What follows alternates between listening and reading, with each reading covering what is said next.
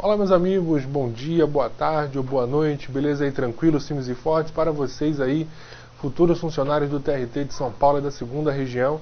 Estou estreando aí no curso Titãs do meu amigo aí Carlos Henrique e estamos nessa dobradinha aí de 6 aulas para o TRT de São Paulo. Então nós fizemos aí uma dobradinha, são 6 aulas, são 3 aulas minhas e 3 aulas do professor, do grande professor de peso, não sei se vocês me entendem a lógica, professor de peso, professor Carlos Henrique.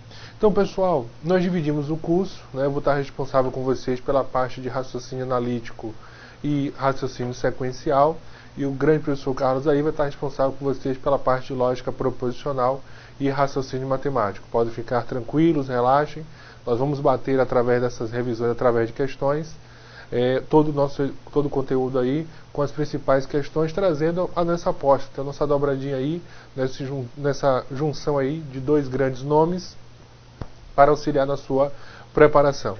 Pessoal, a primeira coisa importante aí, eu vou só comentar rapidamente o edital para vocês, então joga aí na telinha aí.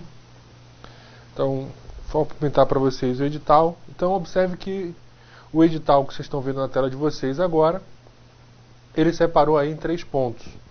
O raciocínio lógico-matemático, né, que é a estrutura lógica de relações arbitrárias entre pessoas, lugares, objetos ou eventos fictícios, deduzir novas informações das relações fornecidas e avaliar as condições usadas para estabelecer a estrutura adequada dessas relações. Então vem comigo aqui.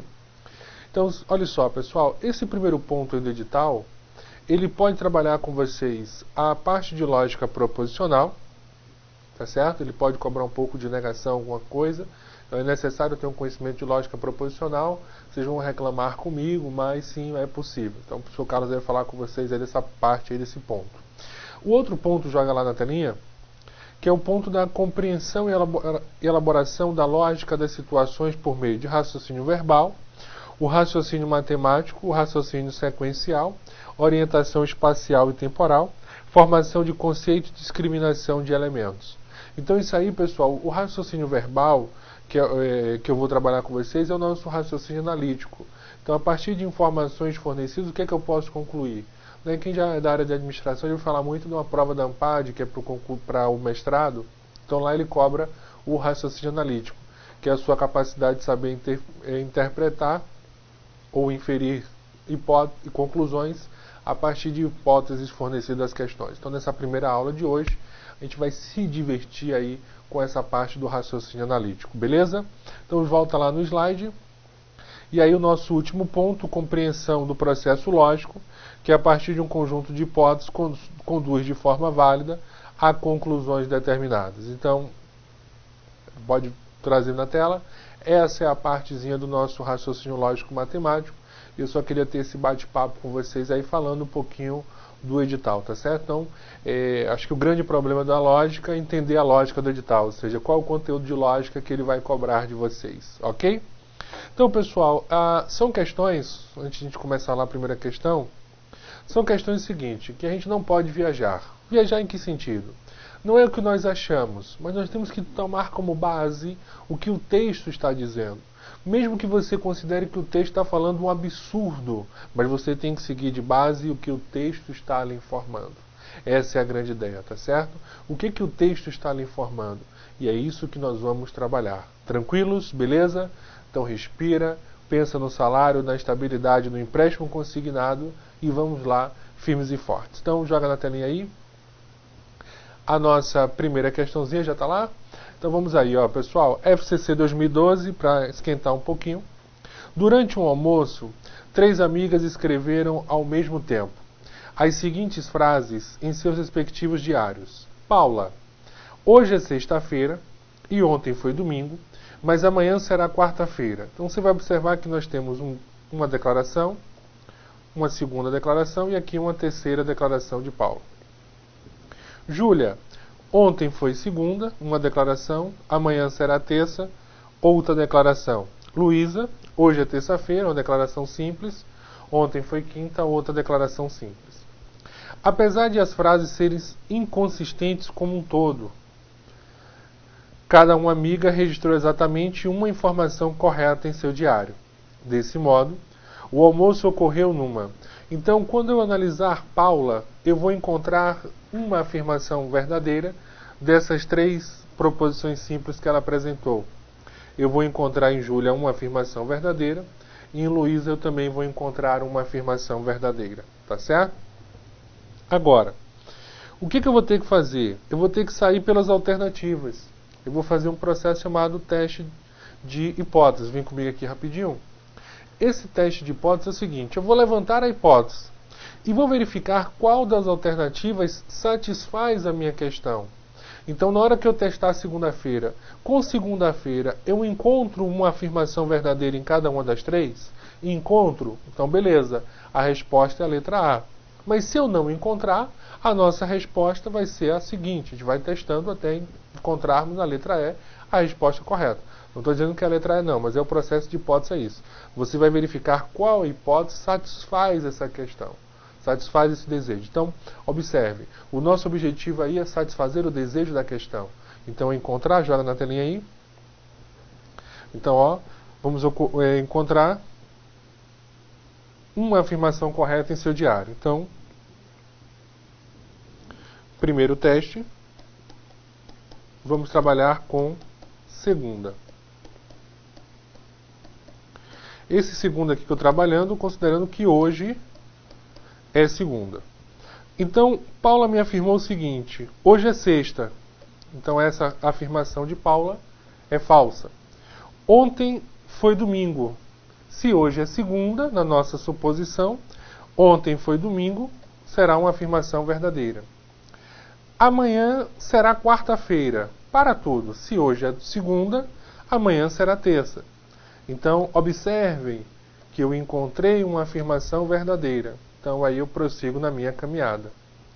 Aí eu vou observar Júlia. Júlia disse: ontem foi segunda. A afirmação falsa. Ontem foi domingo. Não esqueça aqui do nosso teste, nossa hipótese. Amanhã será terça. Beleza.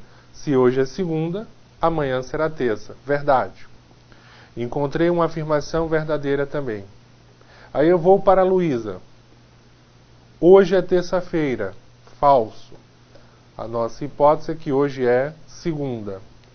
Ontem foi quinta-feira. Opa. Falso também. Se hoje é segunda, está aqui, ó, nossa hipótese. Ontem foi domingo.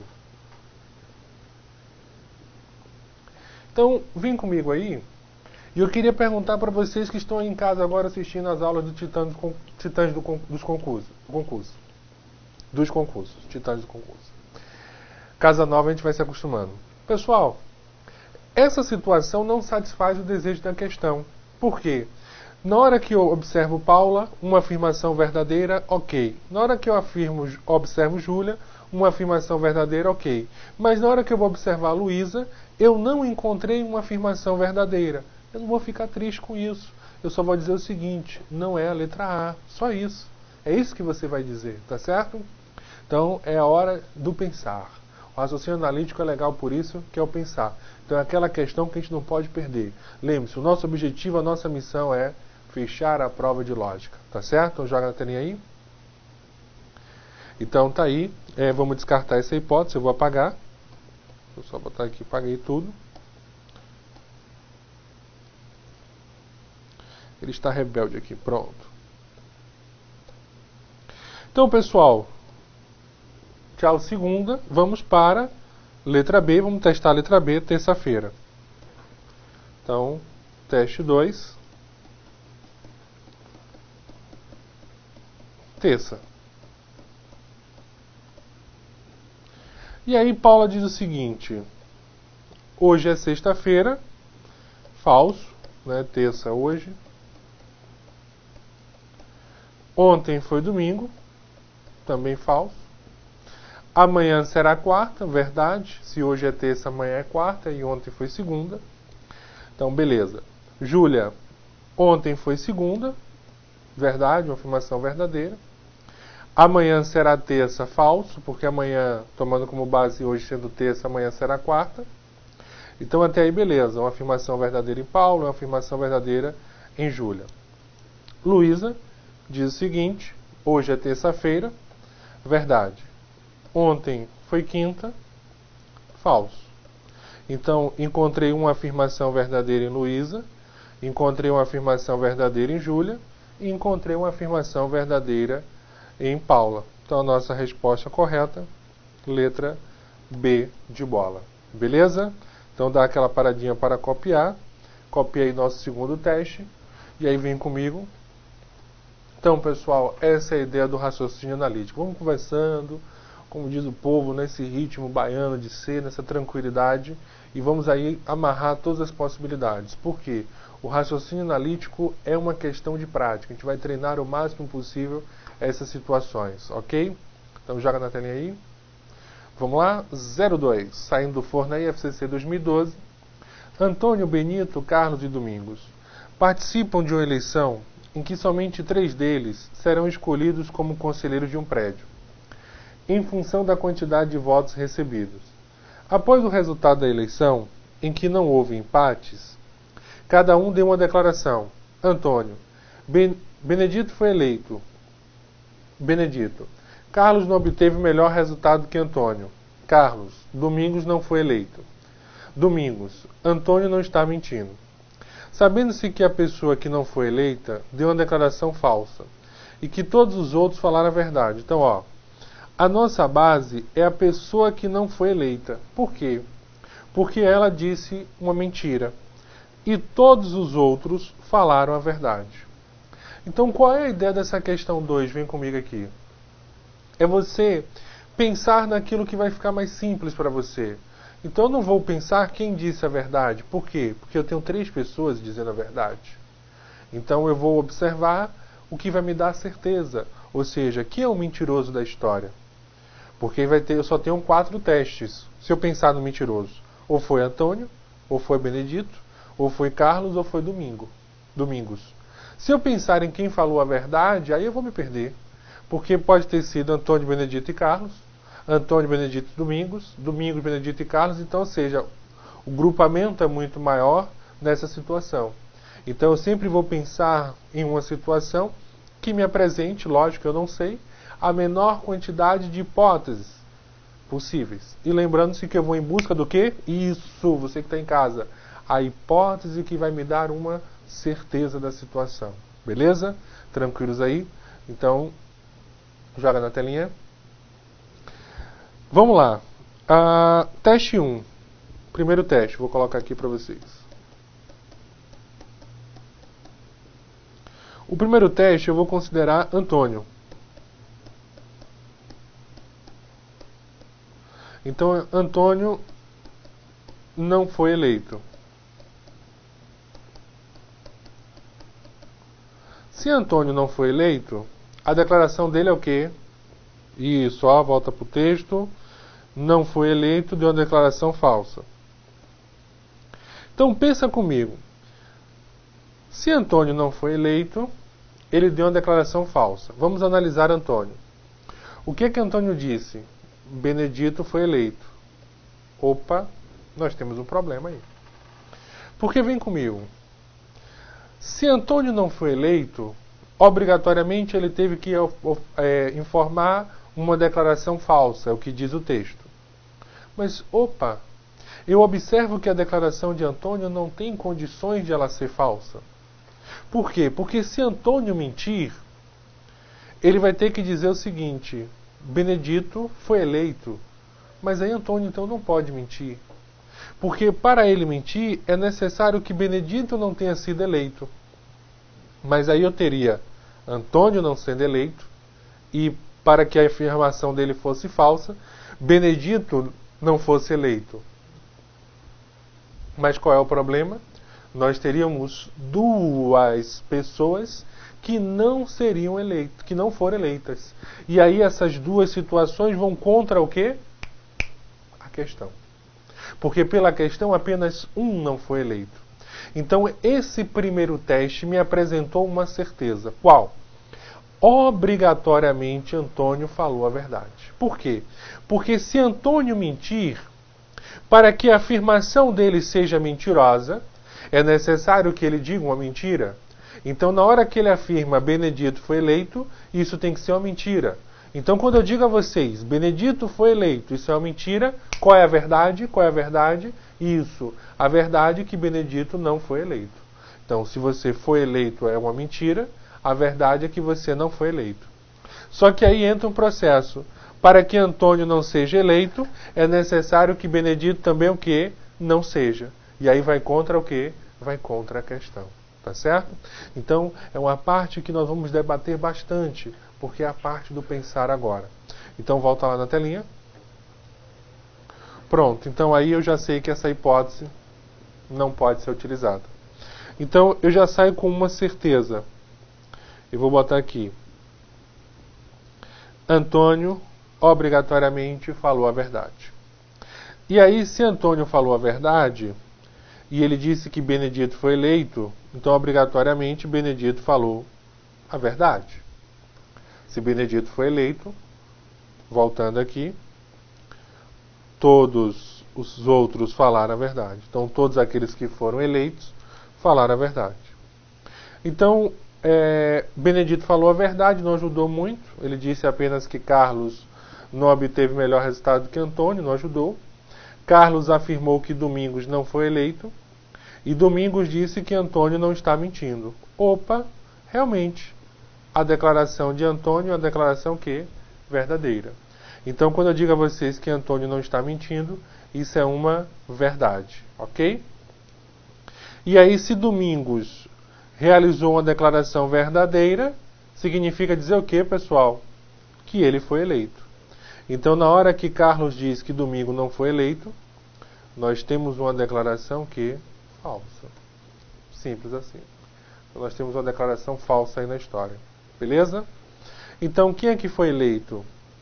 Antônio, Benedito e Domingos. Quem não foi eleito foi a pessoa que mentiu. E quem foi essa pessoa que mentiu foi quem? Foi Carlos. Ok? Voltando aqui. Então, letra A, Antônio não foi eleito. Errado, Antônio foi eleito. Letra B, Benedito e Carlos foram eleitos. Nós sabemos que Carlos não foi eleito, então a letra B está errada. A alternativa de letra C, Carlos e Domingos foram eleitos. Vai estar errado também, porque Carlos não foi. Letra D, alternativa D aí. Antônio e Domingos deram cada um a declaração verdadeira. Corretíssimo aí, porque se eles foram eleitos, obrigatoriamente eles deram uma declaração verdadeira. Ok, pessoal? Então, vem comigo aí. É uma questão. Eu até aconselho a vocês, depois da aula, assim, uns 2 dias depois, refaçam exercícios e vão criando esse processo de questionamento. Né? Então, as pessoas me perguntam, às vezes, por que raciocínio lógico? Eu acho que o raciocínio lógico analítico ele é fundamental, porque ele faz a pessoa pensar, ele faz a pessoa questionar. E agora, claro que você vai questionar utilizando apenas as informações fornecidas na questão. Então, não existe aquele eu acho, eu penso nisso. A gente tem que seguir a base aí das questões. Beleza? Tranquilos aí? Então, joga na telinha aí, por favor. Nosso amigo Pedro que está aí gravando. A resposta correta, letra D de dado. 03. É aquela questão que eu gostaria que vocês dessem uma paradinha na aula e resolvessem a 03 sem pescar o gabarito, por favor, viu, pessoal? Então vamos lá, olha aí uma questãozinha FCC 2013 saindo do forno. Uma pesquisa revelou que as donas de casa na faixa de 40 a 50 anos representam um grupo que mais compra chocolates nos supermercados brasileiros. Este surpreendente resultado derruba de vez o mito que a infância corresponde à fase de novas vidas e em que mais consumimos chocolate. O argumento reproduzido acima pode ser considerado falho porque seu autor, a letra A, classifica como surpreendente o resultado de uma pesquisa, o que a desqualifica. Letra B, não detalha o perfil econômico das donas de casas que participaram da pesquisa. Letra C, refere-se a um mito popular que não tem qualquer embasamento científico. Letra D, não distingue os conceitos de compra e consumo, tratando essas palavras como sinônimas. E letra E ou letra E, Refere-se à infância de modo geral, sem especificar uma faixa etária mais precisa. Então, vem comigo. A gente vai em busca de uma situação. Quando eu digo argumento, argumento é um encadeamento de premissas que resultam em uma conclusão. E tem uma certa lógica entre elas. Por mais que as coisas sejam surreais, que ele esteja afirmando, existe uma relação entre aquelas afirmativas ou premissas surreais com a conclusão apresentada por ele. Então, por exemplo, todo cavalo tem 4 patas. Todo animal de 4 patas voa. Logo, todo cavalo voa. É um argumento que tem uma base, lógica, é um argumento válido, lógico, mas é um argumento que você vai dizer assim que cavalo voa é uma coisa de doido. Então, se você está ouvindo agora, o cavalo voa e está passando a pessoa no seu quarto, você está dizendo assim, a pessoa vai dizer assim, meu filho está ficando doido. Ou minha filha, você está ficando maluca ainda, dizendo que esse professor falando todo cavalo voa. Pode estar comigo?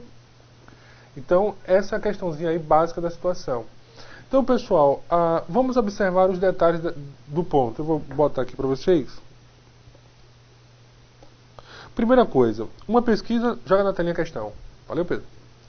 Uma pesquisa revelou que as donas de casa na faixa de 40 a 50 anos representam o grupo que mais compra chocolate nos supermercados brasileiros. Pronto, então vem comigo aqui. O que ele está afirmando? Que o grupo que mais compra chocolate são as senhoras de 40 ou 50 anos.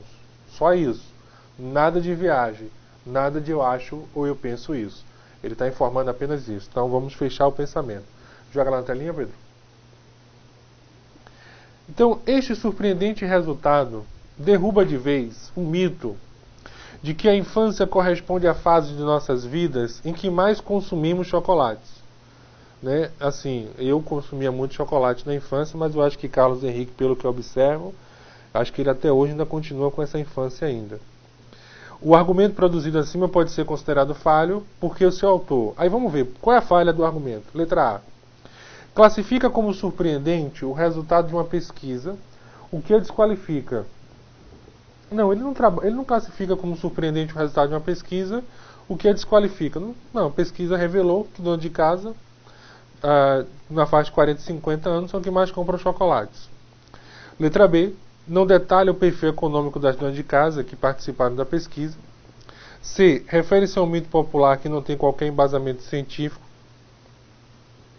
O mito popular é que as crianças adoram doce. Letra D.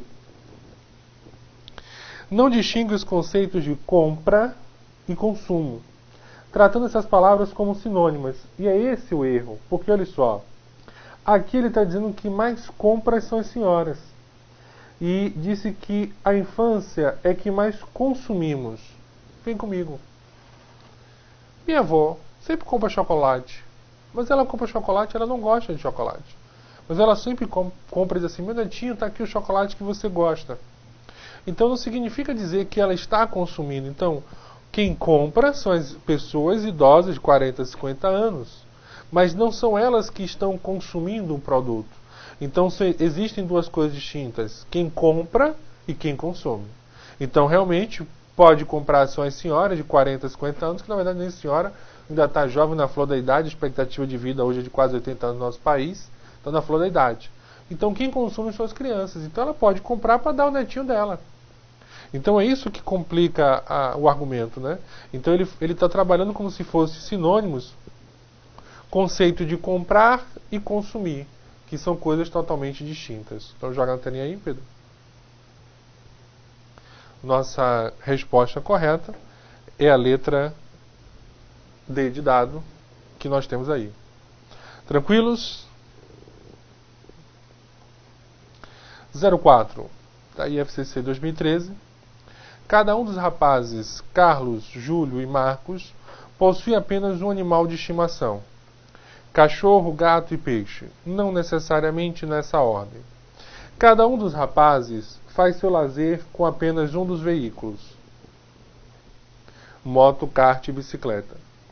Também, não necessariamente nessa ordem, sabe-se que Júlio anda de kart em uma pista que aluga.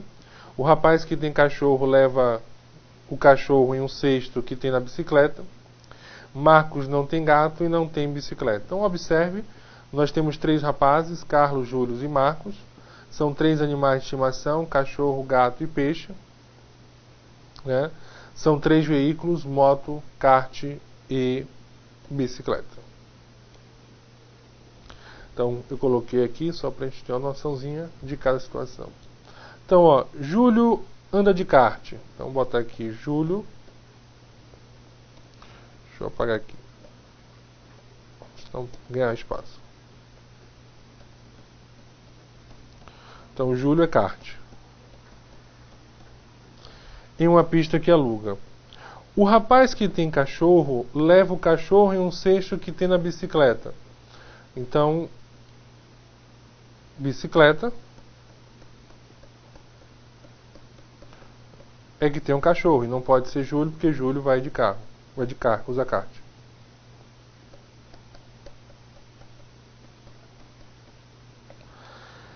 Marcos, ele não tem gato. Então, vou botar aqui Marcos. E ele também não tem bicicleta. Aí vamos pensar, ele não tem bicicleta, tá certo? Ele não tem kart, porque o kart de Júlia só pode ter o que, Marcos? A moto. Aí o que acontece? O rapaz que tem um cachorro, leva o cachorro no cesto, bicicleta, cachorro. Aí Marcos ele diz o seguinte, Marcos não tem gato.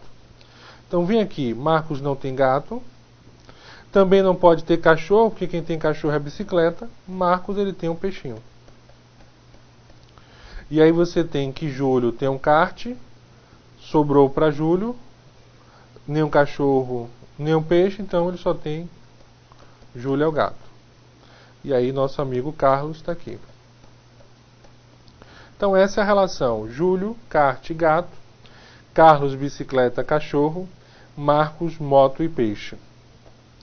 Então, dessa forma, pode concluir corretamente. Carlos faz o seu lazer com moto. Não, Carlos faz o lazer com bicicleta. Letra B, Marcos é o dono do peixe. Vocês vão ver que sim, ó, peixe é de Marcos. Então, a nossa resposta correta, letra B de bola. Beleza? Então, você em casa aí, dá aquela paradinha especial para copiar. Vem comigo. Pessoal, vou dizer a todos assim, não vou me despedir não, mas foi um prazer, né, gravar o meu primeiro bloco aí no curso Titãs. Estou muito feliz de estar aqui nessa nova casa aí, estar junto com vocês, auxiliando na sua preparação. Então conte comigo aí para ajudar com vocês, junto com o professor Carlos Henrique e outros colegas aí na sua preparação rumo ao TRT de São Paulo, beleza? Então até daqui a pouco, até lá, você vai parar e vai iniciar logo o nosso segundo bloco. Até lá.